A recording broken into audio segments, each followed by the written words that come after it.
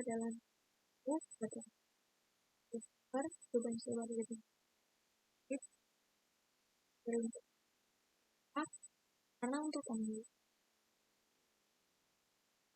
perusahaan itu membayar sewa toko sehingga beban sewa itu bertambah. Beban sewanya bertambah sebesar 20% dan ini adalah 3 Desember.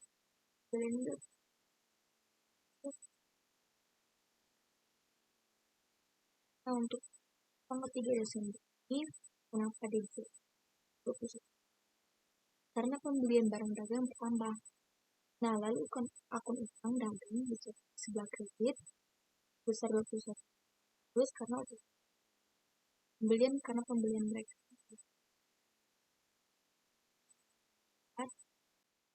Selanjutnya adalah beban kirim belian sebesar 5 di debit. Mengapa? Karena membayar ongkos pada tanggal 3 Desember dengan syarat yaitu pembeli yang menanggung lokasi dan ini karena dia dikredit karena kita orang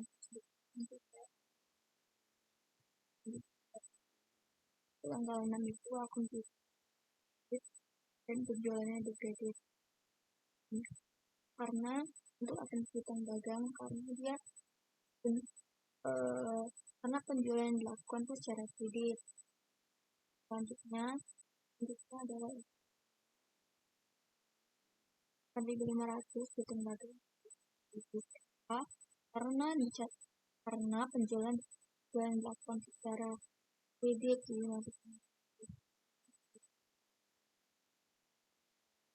Penjualan dia masuk ke karena penjualannya bertambah, makanya dimasuk kelihatan sekitar pasnya di debit karena penerima pelunasan utang lalu karena menerima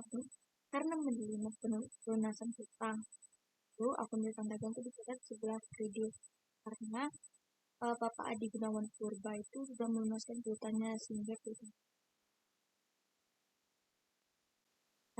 yang pembelian 11.800 debit. Kenapa? Karena pembelian barang dagang dilakukan secara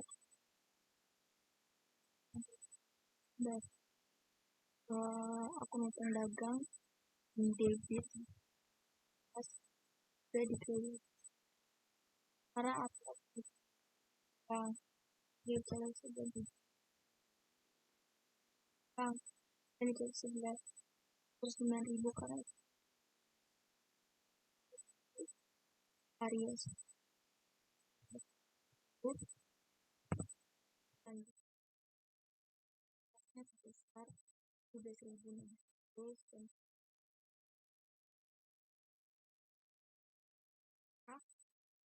karena dia tuh menerima pelunasan dari bapak di bagian lalu aku piutang dagang ini nah piutang dagangnya sudah belum berikutnya datang pembeliannya di debit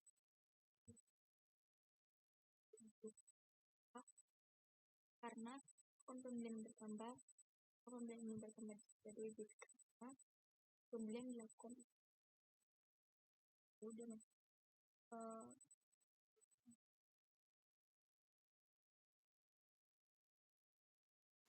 biasanya datang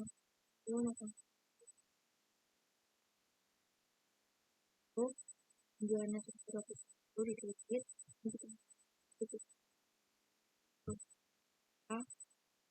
nah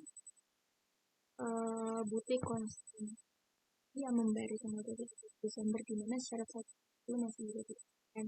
Nah, maka dia dapat diskon nanti aku diskon penjualannya dan dicatat di sebelah debit 250 dia mendapatkan diskon dari akun piutang dagang berkurang dan dicatat sebelah kredit terus karena butuh dan itu benar bukan kita mengalami pada beli dari pada tanggal. Untuk buku besar sendiri itu semuanya kita pindahin dari jurnal umum kita pindahin di sesuai nama akun. Seperti yang pertama adalah kas jurnal umum, kita cari yang ada tulisan kas, kita masukin jurnal di buku besar di kasnya. Selanjutnya adalah untuk nama-nama akun di buku besar ini kita sesuaikan dengan neraca saldo sebelumnya. Sudah kita pindahin semua. Seperti yang saya sudah bilang sebelumnya, jika debit ketemu debit maka dia bakal ditambah, jika debit ketemu kredit maka dia bakal dikurang. Kita sesuaikan semua nama akunnya sampai semua akun sudah dilakukan. Selanjutnya adalah neraca saldo. Untuk neraca saldo adalah nama akunnya juga kita ambil dari neraca saldo sebelumnya. Untuk yang pertama adalah kas. Untuk kas ini kita ambil dari buku besar, kita ambil dari hasil akhirnya. Nah, hasil akhirnya ada 27.787 di debit, maka kita masukkan juga di debit. Nah, untuk yang di bawah-bawahnya juga kita sesuaikan dengan buku besar. Kita ambil di hasil akhirnya, jika dia di debit maka neraca saldo juga kita tulis debit, jika dia kredit maka di neraca saldo juga kita tulis kredit. Selanjutnya sudah semua kita jumlahkan. Jika kita jumlahkan hasilnya seimbang, hasilnya sama dengan debit dan kredit, maka kemungkinan besar itu jawabannya sama. Seperti ini saya sudah jumlahkan semuanya, hasilnya seimbang, hasilnya sama sebesar 1.461.762. Yang di sampingnya juga sama. Selanjutnya adalah baik, di sini saya akan melanjutkan jurnal penyesuaian periodik.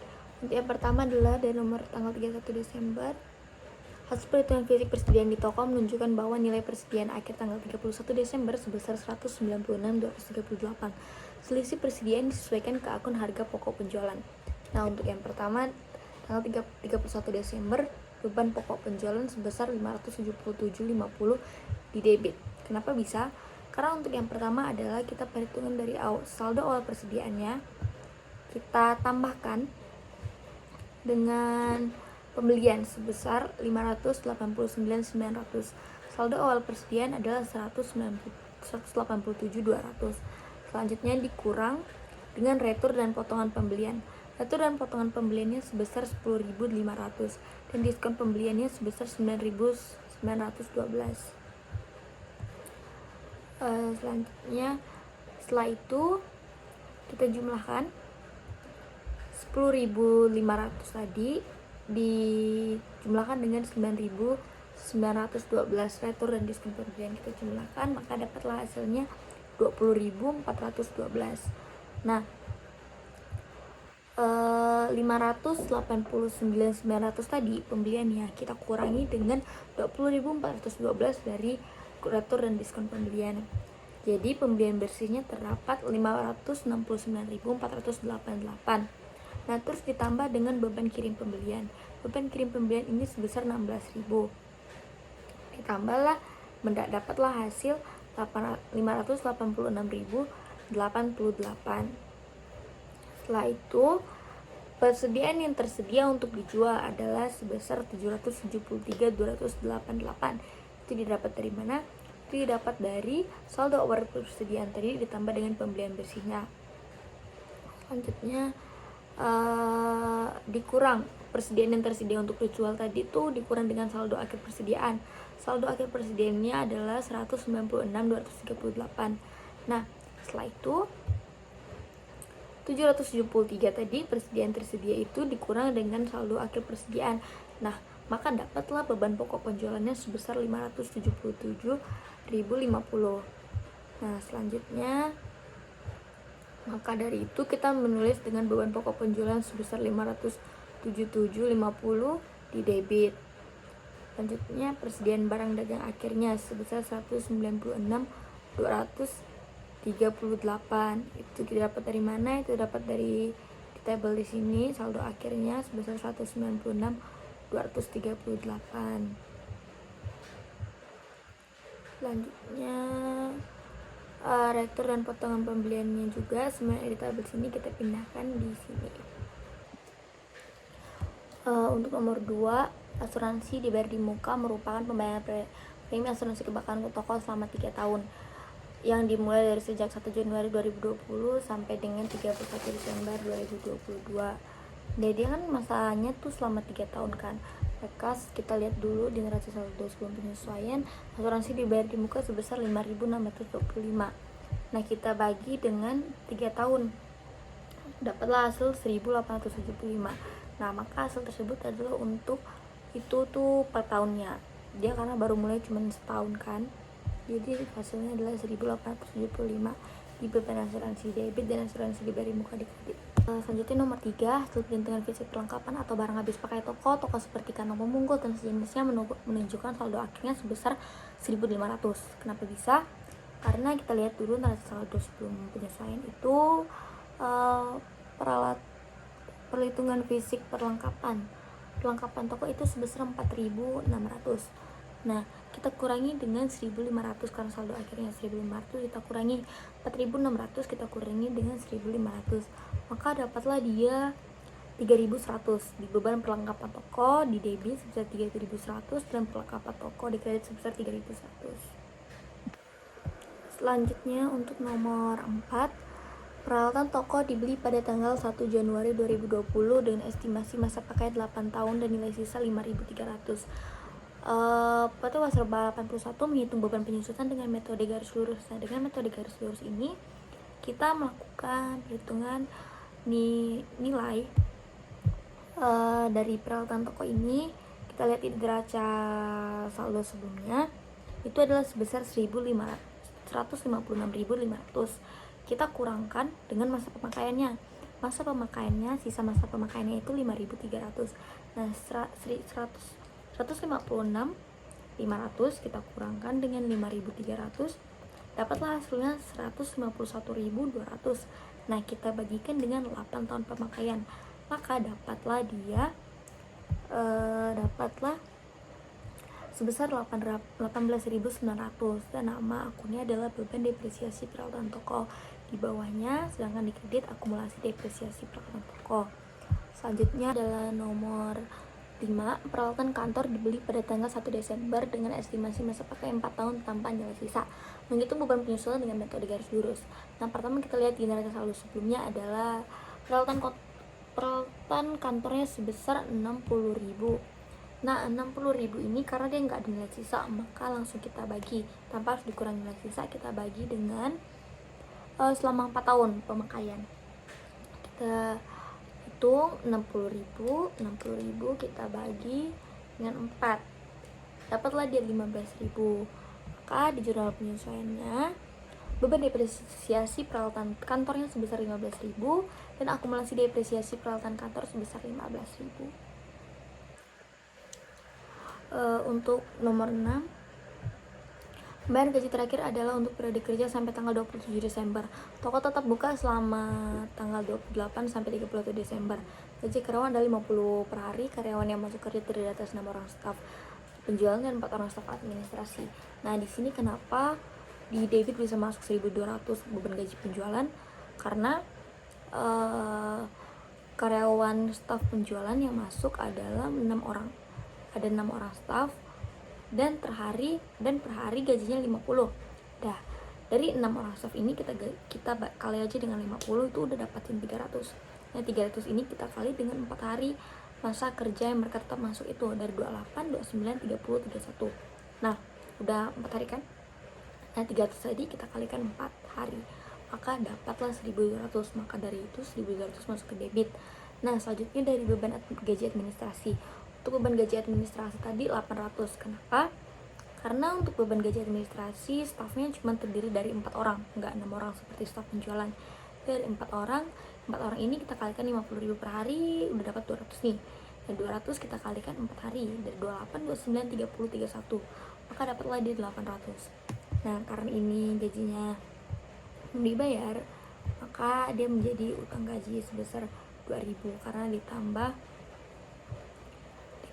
dari beban gaji penjualan tadi dan beban gaji administrasi. Selanjutnya adalah tanggal 31. Tanggal nomor 7. Tagihan listrik, air, dan telepon bulan Desember baru diterima di awal Januari 2021. Nah, total tagihan tuh sebesar 1.820 dan dialokasikan 75% sebagai pemakaian toko dan 25% sebagai pemakaian kantor. Jadi tagihan untuk beban listrik, air, dan telepon toko sebesar 1.365 karena 1.820 tadi kita kurangkan dengan 75%, maka dapatlah dia 1.365.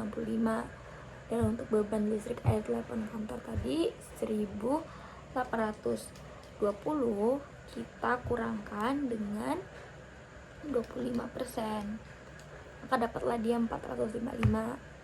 Nah, karena ini kan jurnal penyesuaiannya tanggal 30 Desember, sedangkan ini tagihannya untuk baru diterima tuh awal Januari 2021, maka beban tersebut masih belum dibayar dan harus dibayar. Jadi nama akunnya adalah beban yang masih harus dibayar sebesar 1.820 di kredit. Kenapa bisa dikredit?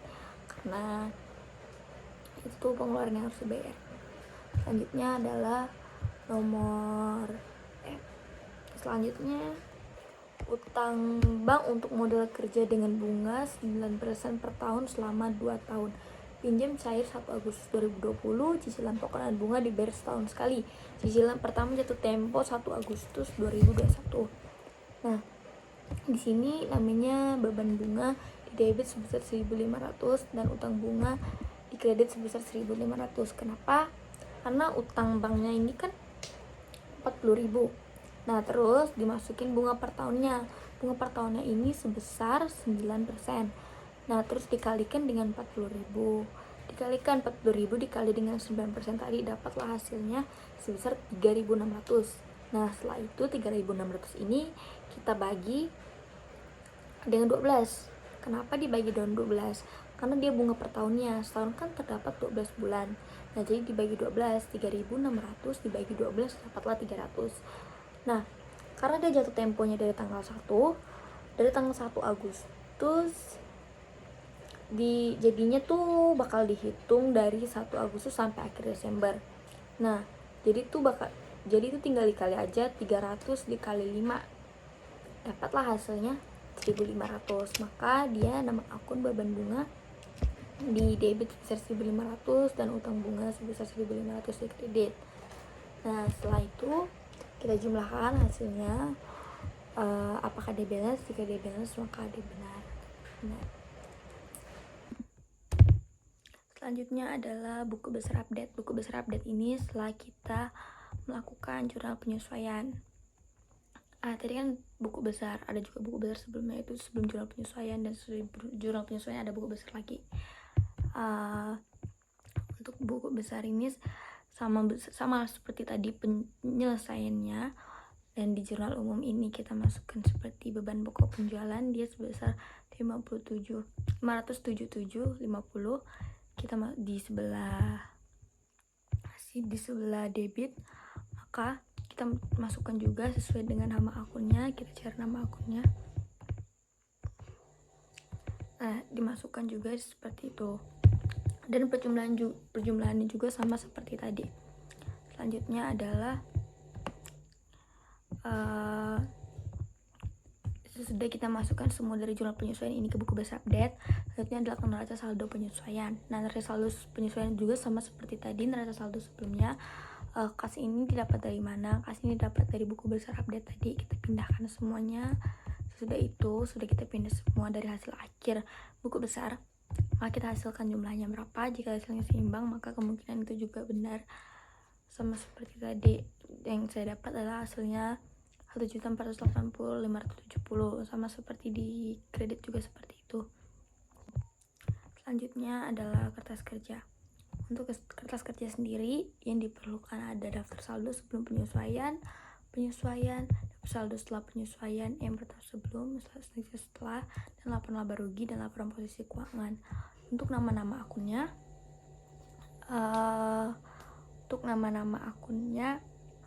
kita masukin di itu dari neraca saldo sebelumnya kita masukin semua di sini, kita masukin. Setelah itu ini untuk daftar saldo sebelum penyelesaian ini kita dapat dari mana? Ini kita dapat dari neraca saldo yang udah kita selesaikan sebelumnya, itu neraca saldo yang sebelum kita kerjain jurnal penyesuaian. Yang itu saya masukin semua di sini sesuai dengan nama akunnya. Selanjutnya adalah untuk penyesuaian. Penyesuaian ini dapat dari mana? Penyesuaian ini didapat dari itu jurnal penyesuaian kita. Jurnal penyesuaian kita masukkan di sini. Karena untuk jurnal penyesuaian tadi terdapat persediaan barang awal dan persediaan barang akhir, maka di debit itu persediaan. Sebentar. Adalah persediaan barang akhirnya di debit dan persediaan barang awalnya di kredit sebesar 187.200. Semua kita pindahkan jurnal penyesuaiannya tadi di sini juga di kertas kerja. Selanjutnya adalah daftar saldo setelah penyesuaian. Nah, untuk daftar saldo setelah penyesuaian ini neraca saldo setelah penyesuaian kita kerjakan sebelumnya. Kita pindahin semua di sini, saya pindahin semua di sini sesuai dengan nama akun dan angka-angkanya. Selanjutnya adalah laporan laba rugi. Untuk laporan laba rugi ini dimasukinnya cuma dari pendapatan sama beban-beban. Masukin dari pendapatan, saya masukin. Selanjutnya dan beban-beban juga saya masukin dan saya jumlahin. Untuk hasil dari laporan laba rugi yang di debit sebesar 946.245. Nah, untuk yang di kredit sebesar 1.154.150. Nah, maka hasilnya kan nggak sama nih, nggak seimbang, maka perlu kita kurangi untuk mengetahui laba yang didapat itu berapa. Dia jadi 1.154.150 ini kita kurangin dengan 946, ini dapatlah hasilnya 207.905. Nah, setelah itu kita dapat, maka labanya kita udah dapat. Jadi 900 tadi kita tambah dengan 207.905, mendapatlah hasilnya 7.154.150. Setelah itu hasilnya maka seimbang kan. Selanjutnya dilanjut ke laporan posisi keuangan. Untuk ke laporan posisi keuangan ini kita cuma masukin dari bagian kas sampai ke dividen. Ini saya masukkan habis itu semuanya angka-angkanya sesuai. Setelah ini tinggal dipindahan dari daftar saldo penyesuaian tadi, kita pindahin di sini semua angka-angkanya. Setelah itu kita jumlahkan. Nah, untuk yang di debit itu dia sebesar 534.325. Untuk yang di kredit sebesar 326.420. Nah, karena hasilnya nggak seimbang lagi, nah kita kurangin lagi untuk mengetahui biar dia seimbang. Tapi harusnya hasilnya tuh harus sama yang laporan laba rugi sebelumnya. Nah, setelah 534.325 ini dikurang dengan 326.420, hasilnya kita dapat 207.905. Hasilnya sama dengan laporan laba rugi, maka hasilnya seimbang. Setelah itu kita masuk ke laporan keuangan. Nah, untuk laporan keuangan ini pertama adalah laporan laba rugi. Untuk laporan laba rugi penjualannya sebesar 1.000. Kita masukin nama-nama. Pertama pendapatan dari penjualan adalah sebesar 1.154.150 kita masukkan di sini. Dan selanjutnya adalah dikurang dengan retur dan potongan penjualan. Kita masukin angkanya, kita dapat dari mana? Dari kertas kerja tadi. Kita masukin di sini laporan keuangan, dikurang retur dan penjualan dan diskon penjualan. Maka pertama kita jumlahin dulu retur dan diskon penjualan ini 33.600 ditambah dengan 20.200, dia dapatnya adalah 53.800. Nah, untuk penjualan tadi yang 1.154 kita kurangi dengan 53.800. Nah, dapatlah dia penjualan bersihnya sebesar 1.100.350. Nah, selanjutnya kita kurangi dengan beban pokok penjualan. Beban pokok penjualannya itu adalah 577.050. Nanti kita bakal mendapatkan laba kotornya. Nah, laba kotornya adalah 523.300. Selanjutnya adalah kita ke beban-beban usahanya. Sebelum kita masukin beban penjualan, beban gaji penjualan, beban iklan, itu pokoknya beban usahanya, dan total beban penjualannya adalah 231.165. Ini jumlah dari beban ini. Selanjutnya adalah beban administrasi. Beban administrasinya kita masukin semua, beban gaji administrasi, beban depresiasi, beban asuransi kita masukin. Selanjutnya kita jumlahin lagi, dia dapatnya adalah 84.230. Nah setelah itu 230 total beban penjualan tadi kita tambahin dengan total beban administrasi, maka dapatlah total beban usahanya sebesar 315.395. Nah sesudah itu kita kurangin dari laba kotor, kita kurangin dengan total beban usaha, maka kita bakal mendapatkan laba bersihnya. Laba bersihnya itu sebesar 207.905. Nah selanjutnya kita lanjut ke laporan perubahan ekuitas. Untuk laporan perubahan ekuitas adalah kita masukkan saldo awal sebelum jurnal umum, yaitu neraca saldo sebelum. Kita masukin modal sahamnya ada 50.000, saldo labanya ada 135.100. Nah total ekuitasnya ini adalah pertambahan dari 135 ditambah 150.000 tadi, maka dapatlah 185.100. Nah kita tambah dengan laba bersih kertas kerja. Kita laba bersihnya tadi berapa? Laba bersihnya adalah 207.905. Total ekuitasnya tetap karena di modal sahamnya dia nggak ada. Selanjutnya dividen dia adalah 45.000. Dia 45.000. Setelah itu kita jumlahin, jadi saldo awal tadi ditambah dengan laba bersih dan dikurang dengan dividen. Untuk di modal sahamnya tetap 50.000, untuk di saldo labanya 298.005. Yang total ekuitasnya adalah 348.5 rupiah. Selanjutnya kita lanjut ke laporan posisi keuangan. Untuk laporan posisi keuangan yang pertama adalah kita masukin di aset-aset. Pertama adalah aset lancar. Aset lancar itu termasuk dari kas, piutang dagang, persediaan barang dagang, asuransi dibayar di muka, dan perlengkapan toko. Nah setelah kita masukin semua angka-angka yang kita masuk dari kertas kerja tadi, kita masukin, kita totalkan semua, maka total aset lancarnya adalah 272.825. Selanjutnya dia ada aset tetap juga. Untuk aset tetap itu dia terdiri dari peralatan toko, akumulasi depresiasi peralatan toko, dan peralatan toko, akumulasi depresiasi peralatan kantor dan toko. Nah untuk peralatan toko tadi kan dia sebesar 156.500 di kertas kerjanya. Nah dia bakal dikurang dengan akumulasi depresiasi peralatan tokonya sebesar 37.800. Nah selanjutnya adalah kita jumlah ini, pokoknya dari peralatan kita kurangin dengan akumulasinya, maka dia dapatlah total aset tetapnya adalah 143.700. Setelah itu total aset lancar tadi kita tambahkan dengan total aset tetap, maka total asetnya adalah 416.525. Selanjutnya adalah liabilitas. Untuk pertama adalah liabilitas lancar. Liabilitas lancar itu terdiri dari utang dagang, utang gaji, utang yang masih harus dibayar. Setelah itu utang bunga, utang bank. Dapatlah dia total liabilitas lancarnya 38.520.